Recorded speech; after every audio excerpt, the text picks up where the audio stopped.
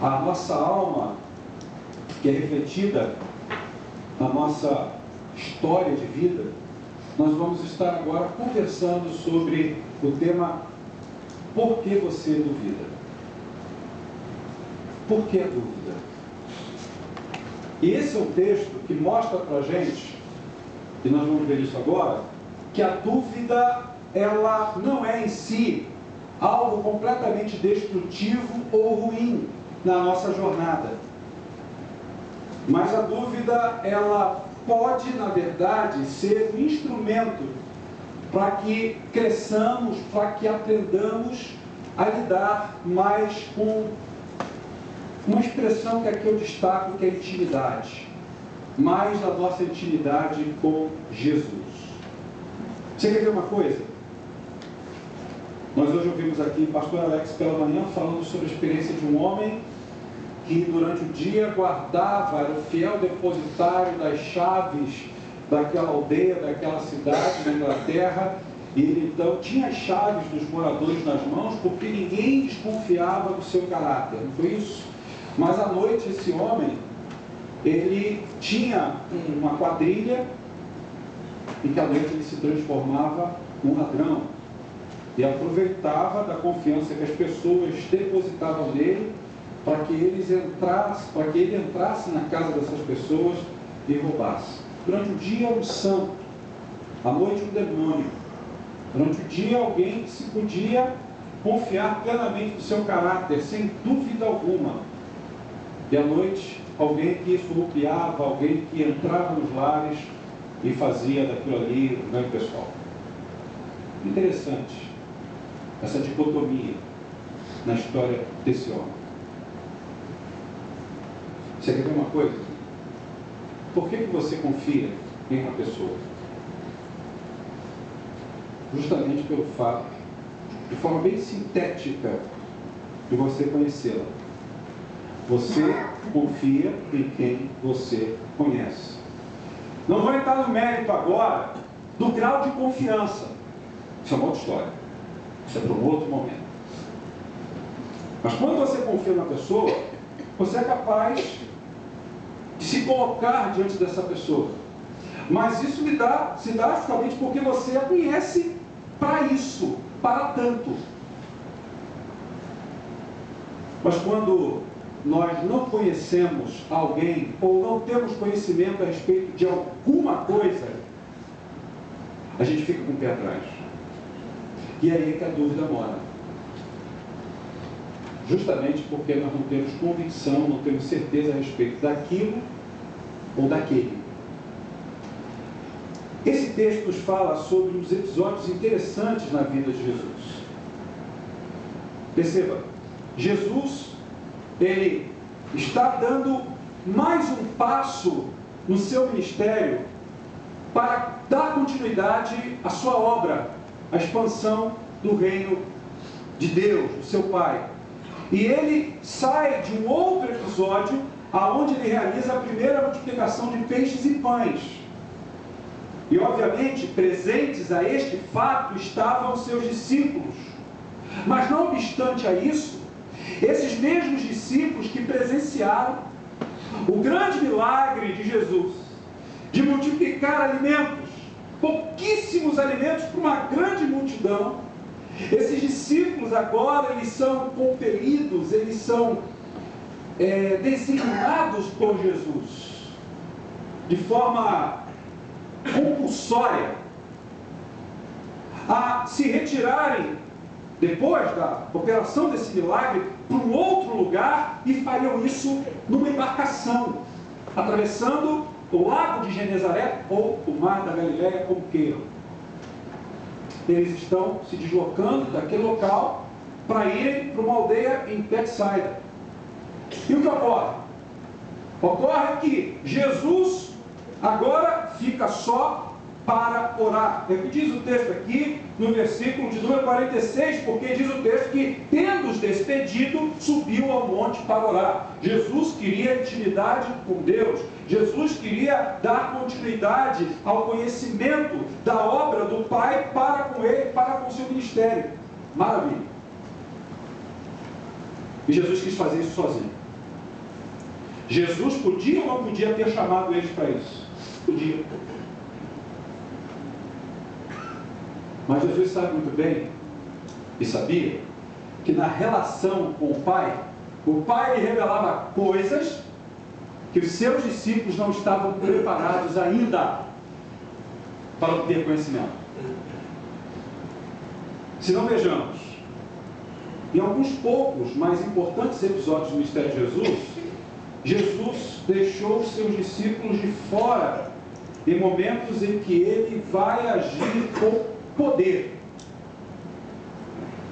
Por quê? Porque ele sabia que mesmo os seus discípulos que caminhavam com ele dioturnamente eram homens, limitados como eu e como você. Por conta da natureza humana deles e da nossa, decaída, deformada pelo pecado, eles não alcançariam o grau da revelação do conhecimento de Deus a Jesus. Então Jesus realizou determinados milagres sem eles estarem presentes. E esse texto diz que depois de Jesus ter despedido eles, Jesus vai orar sozinho. E na sequência, já ao cair da tarde, por volta aí das 18 horas, vamos dizer assim, na primeira vigília da noite, o que acontece é que o barco já se coloca no meio daquele lago, e aconteceu que Jesus percebeu, Jesus lá de terra firme, olhou para o meio do lago, para o meio do mar da Galileia, e percebeu que os seus discípulos estavam com dificuldade de remar. Por quê? Porque nos esclarece o versículo 48, que os ventos quiseram contrário. Isso por volta da quarta vigília da noite. Já aí, próximo das 3 horas da manhã, a coisa começou a ficar difícil, estava tudo muito escuro. Então Jesus, ele toma uma iniciativa, aliás, como sempre. Jesus vai ao encontro deles.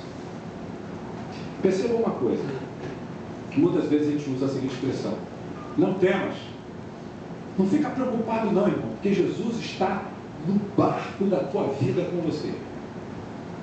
Mas se você prestar atenção, no primeiro momento Jesus não se encontra no barco com os seus discípulos. Isso não significa sinal de abandono, isso significa sinal de um propósito.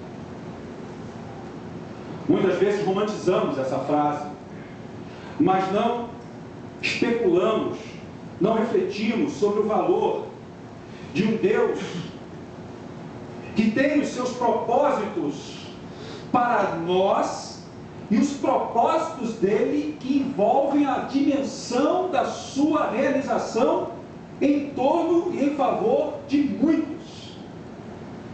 Jesus poderia ter ido com eles no barco, mas Jesus não foi.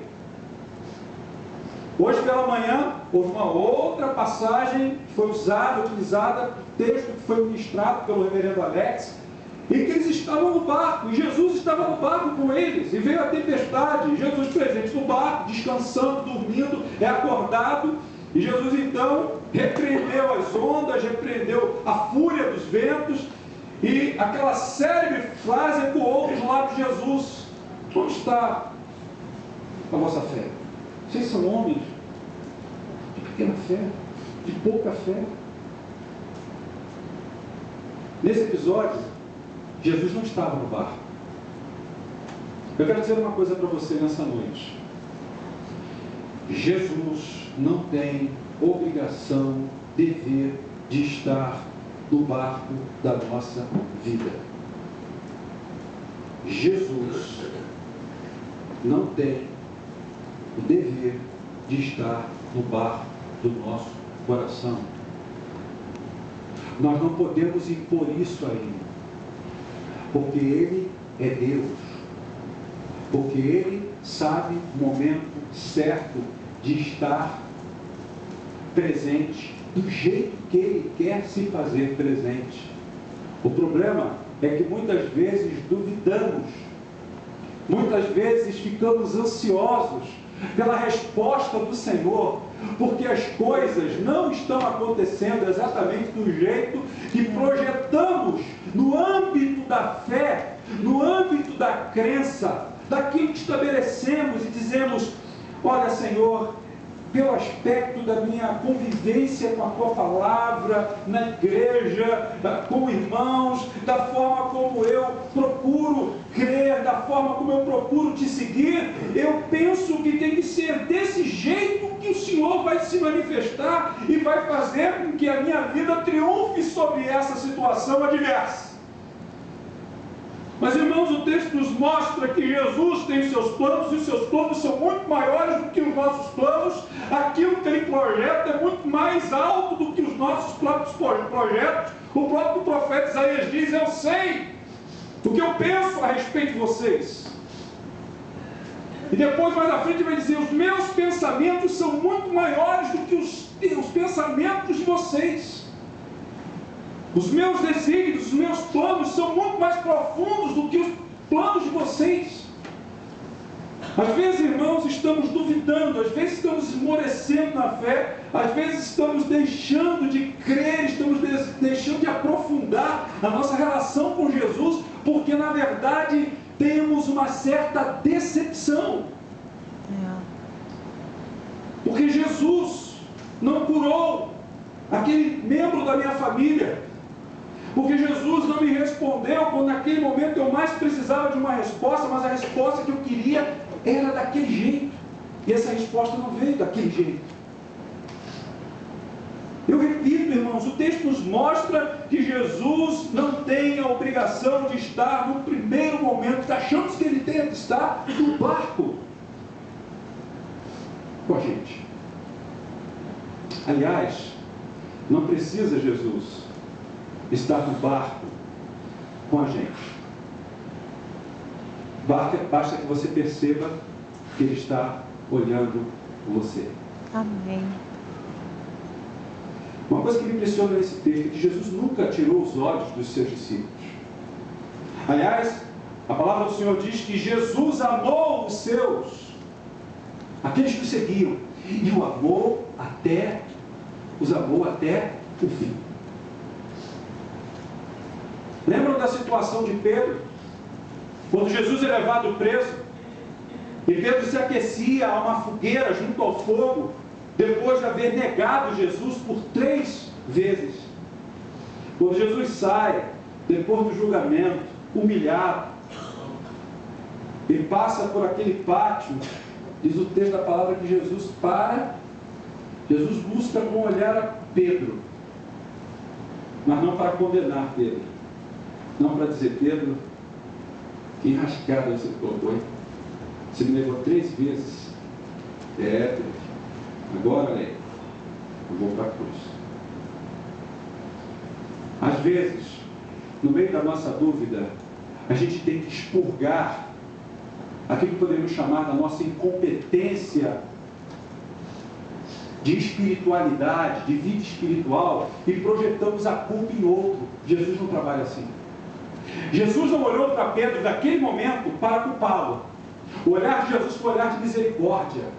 O olhar do Senhor dos Senhores, Salvador nosso, Redentor nosso, foi um olhar e disse: Pedro, poxa, eu te amo tanto. O prejuízo maior não é meu, porque eu voluntariamente decidi ir para a cruz.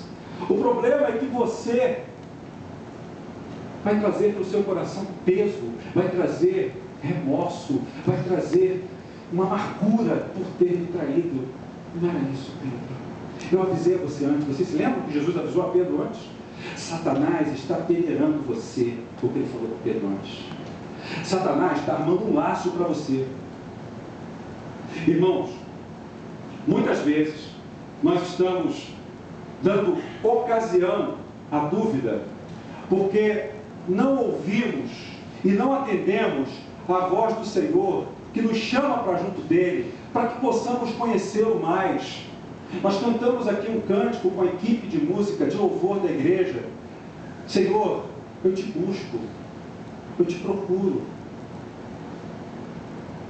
eu quero te conhecer mais.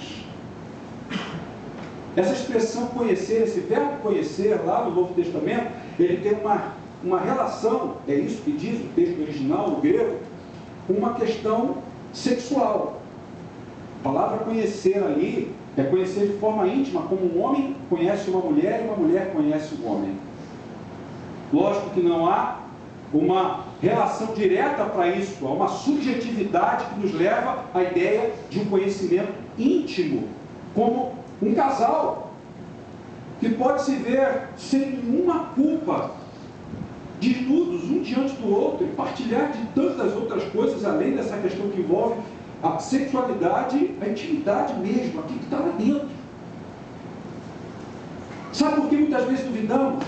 Porque não conhecemos a Deus como deveríamos conhecê-lo com intimidade. O texto nos fala que aqueles homens estavam com dificuldade de remar, o vento lhes era contrário. Muitas vezes estamos no nosso barco e percebemos que Jesus não está com a gente no sentido direto, no sentido mais objetivo daquilo que estamos realizando. Mas Ele está observando você. Até porque eu li um post no Facebook esses dias que dizia o seguinte: Deus, às vezes, não vai mudar as situações que vêm sobre a tua vida, mas Ele vai usar as situações para mudar a tua vida. Ele não quer mudar de repente a situação, Ele quer mudar você. Amém. Ele quer usar a situação, quer usar a dor, quer usar a luta, quer usar o luto, quer usar uma situação desconfortável, e Ele nos leva para essa zona de desconforto, nos leva para esse lugar de desconforto, para que a gente possa entender que no meio daquela tempestade, em meio à nossa dificuldade de remar, porque estamos remando contra a maré, estamos remando com dificuldades, os ventos nos são contrários, mas Ele ainda assim insiste em manter o olhar atento dele sobre você. Porque Deus não desiste de você. Amém. Deus não desiste de investir amor, cuidado, provisão na sua vida. E a palavra nos diz aqui que, em meio a esses ventos contrários, lá por volta da 4ª vigília, né? Ali, às 3 horas da manhã, 4 horas, ainda tudo escuro, Jesus se lança no mar e Jesus vai tomar a dianteira daquele barco. Jesus anda sobre as ondas. Olha que coisa tremenda, que coisa linda. Jesus vencendo a revolta dos ventos, vencendo aquele mar em turbilhão, Jesus vai ao encontro daqueles que Ele amava, vai ao encontro dos seus discípulos. E diz o texto aqui que eles, os discípulos, a partir do verso 49, acompanhem comigo, vendo andar sobre o mar, passaram a tratar-se de um fantasma e gritaram. Também não é para menos. No meio da escuridão, um vulto se movimenta sobre as ondas e vai ao encontro daqueles homens. Eles pensaram, obviamente, nas histórias dos pescadores do seu tempo. E uma dessas narrativas, Gustavo Goguilherme conta isso no seu livro, tratando de histórias a respeito dos pescadores ali da região da Galileia. Isso não só dos séculos passados, mas ainda hoje essas histórias perduram. Ele narra que isso era muito comum, eles acharem que os fantasmas, a aparição, reaparição dos mortos que naufragaram, que morreram ali naquele lago, que é chamado também de Mar da Galileia, poderia reincidir, poderia aparecer no meio de uma situação como essa. Era noite, uma noite de terror, uma noite de assombro. Eles imaginaram isso. Só que eles tiveram medo. E eles duvidaram. Duvidaram da providência de Jesus na vida deles. Olha que coisa interessante. Me permitem com você agora, a gente vai voltar, mas olha o que diz o versículo 52. Leia comigo o verso 52. Porque não haviam compreendido o milagre dos pães, antes o seu coração estava endurecido. O versículo 51, a última parte diz: ficaram entre si atônitos, perplexos com o que Jesus fizera, andando sobre as ondas e vindo ao encontro deles para subir ao barco. Essa palavra endurecido, que é a última palavra desse versículo, do texto que encerramos, é traduzida no grego por algo que está completamente bloqueado. Não é endurecido no sentido de estar petrificado, de estar solidificado. É no sentido de estar bloqueado. Muitas vezes, a nossa fé, ela não entra em ação. O play, a gente não consegue apertar o play para dar o start, para startar, para fazer a nossa fé entrar em ação, porque nós estamos vendo fantasmas.